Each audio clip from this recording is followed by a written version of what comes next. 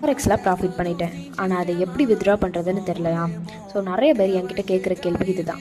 ஆனால் இதில் நீங்கள் தெரிஞ்சுக்க வேண்டிய ஒரு ஷாக்கிங்கான உண்மை இருக்கும். அதை தெரிஞ்சுக்காமல் பணத்தை வித்ட்ரா பண்ணால் நம்ம பேங்க் அக்கௌண்ட்டை ஃப்ரீஸ் ஆக வாய்ப்பு இருக்குது.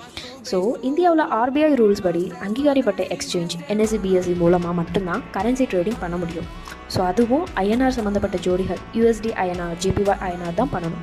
ஆனால் நம்ம ஆளுங்க வெளிநாட்டு புரோக்கர் XNS AutoFX எக்ஸாம் மூலமாக நம்ம EUR/USD இந்த மாதிரிலாம் ட்ரேட் பண்ணுவோம். ஸோ இது வந்து ஃபாரின் எக்ஸ்சேஞ்ச் மேனேஜ்மெண்ட் ஆக்ட் படி இது ஒரு கிரே ஏரியா. ஸோ அதனால் டேரெக்டாக நம்ம அக்கௌண்ட்டுக்கு டாலரில் இருந்து பணத்தை வரவழைச்சா பேங்க்கில் இருந்து கண்டிப்பாக கேள்வி வரும். ஸோ நிறையா ட்ரேடர்ஸ் வந்து யூஸ் பண்ணுறது அந்த எப்படி வித்ட்ரா பண்ணுவாங்கன்னா வாலெட்ஸ் P2B இந்த மாதிரிலாம் யூஸ் பண்ணுவாங்க. ஸோ நம்ம எந்த வழியில் இருந்து பணத்தை எடுத்தாலுமே அந்த வர லாபத்துக்கு டேக்ஸ் கட்டணும். ஸோ வந்து இலீகல் சோர்ஸஸ்லேருந்து வர பணத்துக்கு வரி கட்டுறதுலையும் சில நடைமுறை சிக்கல்கள் இருக்குது. ஸோ இப்போ நீங்கள் வந்து ஒரு பெரிய தொகையை வித்ட்ரா பண்ணுறதுக்கு முன்னாடி ஒரு CA கிட்ட ஆலோசனை கேட்குறது ரொம்ப இன்டெலிஜென்ட்டான ஒரு விஷயம்.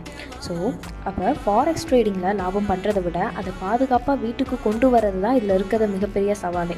ஸோ முடிஞ்ச வரைக்குமே வந்து